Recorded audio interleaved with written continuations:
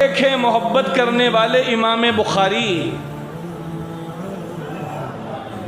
صحابی نہیں، تابعی نہیں، تبا تابعی نہیں، بعد کے زمانے کے 3 صدی ہجری میں حضور کے وصال کے 250 سال کے بعد یا 200 سال کے بعد دنیا میں آنے والے امام بخاری، جنہوں نے حضور کو دیکھا نہیں لیکن حضور کی حدیثوں پر کام کیا، وہ دشمن رسول، اس کا انجام یہ ہے۔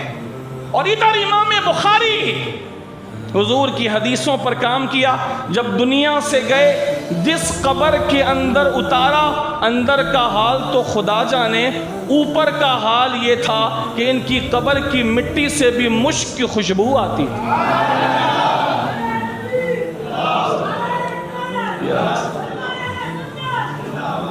تو دشمنی کرنے والے دشمنی میں یہاں تک گئے اور اس کا حال یہ ہوا، اور محبت کرنے والوں کا حال یہ ہوا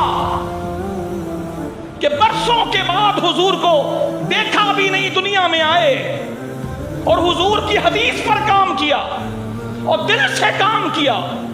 حضور کی 3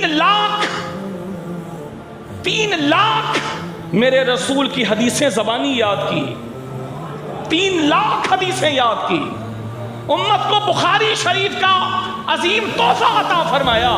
تو جو حدیث پر انہوں نے خدمت کی، خدا نے دنیا میں دکھا دیا، آخرت میں جو شان ہوگی وہ ہوگی، دنیا میں دکھا دیا۔ لوگ تبرک کے طور پہ مٹی لے کے جاتے، مٹی خالی کر دیتے، پھر دوسری مٹی لا کے ڈالی جاتی۔ ابھی مٹی جب تک لے کر آتے، مٹی میں کوئی خوشبو بدبو نہیں ہوتی، جیسی مٹی لا کے ڈالتے امام بخاری کی قبر پر، ڈلتے ساتھ ہی مٹی سے مشک کی خوشبو آنا شروع ہو جاتی۔ یہ محبت کرنے والوں کا صلہ ہے جو اللہ نے دکھایا ہے۔ اللہ تعالی ہمیں بھی اپنے محبوب کی محبت کرنے والوں میں شامل فرمائے۔